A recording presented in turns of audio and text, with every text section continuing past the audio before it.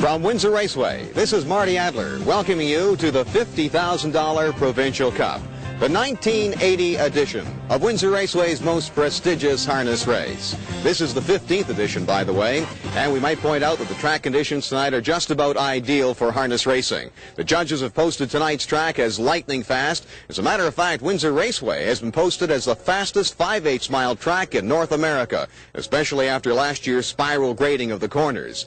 Also, tonight, we will feature the look at the drivers and the owners and the trainers, and also a look back on all the Provincial Cups that have been held here at Windsor Raceway from day one 15 years ago. And right now, let's take a look at how it all began. When Dancing David won the first Provincial Cup, the Urge is one of North America's pacing classics.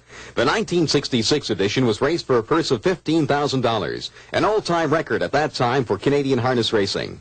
Cardigan Bay, the first $1 million winner in the history of the sport, was responsible for the early success of the Provincial Cup when Stanley Dancer drove the outstanding New Zealand-bred gelding to victory in 1967 and again in 1968. Carmen Abatello won the fourth renewal in 1969 with W.W. Smith, and the New York driving ace became a two-time winner in 1971 with another New Zealand-bred speedster, James Darren. In between, Del Insco won with favorite Good Chase, and a crowd of 8,383 set the track record for wagering on a single race. By this time, the purse had been raised to $40,000, and the Provincial Cup was a fixture on the early season racing calendar. An all-time record crowd of 12,057 was on hand in 1972 to see superstar Albatross and Stanley Dancer face five rivals. But at the wire, it was lightly regarded Isle of Wight, the winner in 159-4 with the great Hervé Filion in the sulky. Isle of Wight became the second repeat winner of the Cup in 1973, and Filion joined Dancer and Abatello as a two-time driving champion on a cold spring afternoon that produced a mile of 2:03 and 2. Joe O'Brien, who set the track record and all-time Canadian mark for a trotter with Fresh Yankee at Windsor in 1972, a mile in 1:59 and 2, joined the ranks of winning drivers with Armbro Nesbitt. It was the most appropriate day for an Irishman to win, St. Patrick's Day, 1974. The 10th renewal in 1975 was postponed until the fall after the clubhouse and grandstand suffered severe damage in a fire on March 23rd. And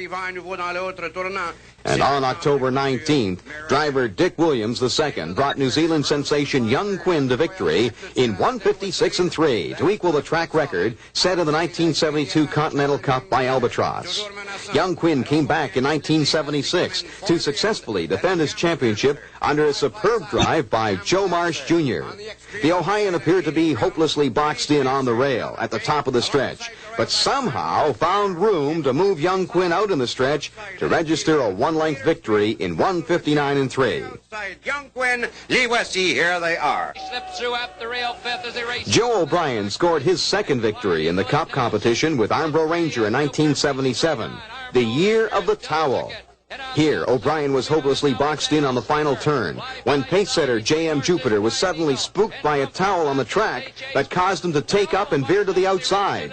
O'Brien steered Armbro Ranger down to the rail, went on to record a three-quarter length decision over Fly Fly Solly. That lead from J.M. Jupiter, and on the inside, Fly Fly Solly has moved up third. Right Tie is a close fourth as they round the turn to race for home. It's Armbro Ranger to a drive. On the inside is Fly Fly Solly. Right Tie looks for racing room. Coming for home, Armbro Ranger with a lead. Fly Fly Solly. Right Tie on the extreme outside now as they come to the wire. It's Armbro Ranger, and here they all come.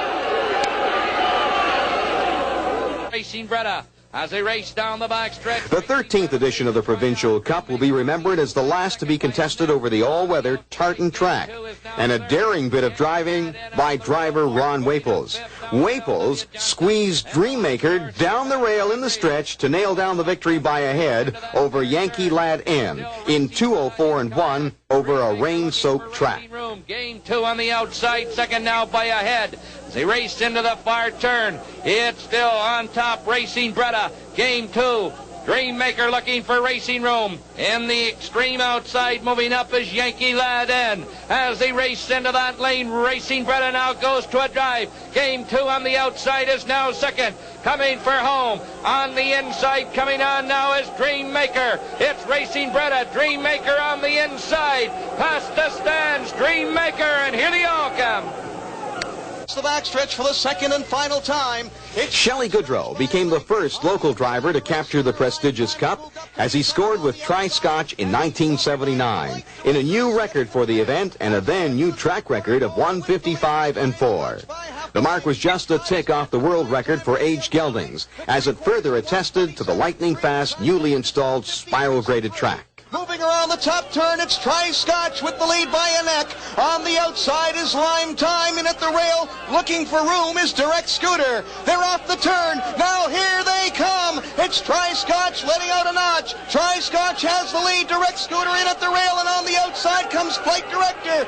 Down to the wire, it's Scotch, and here they are.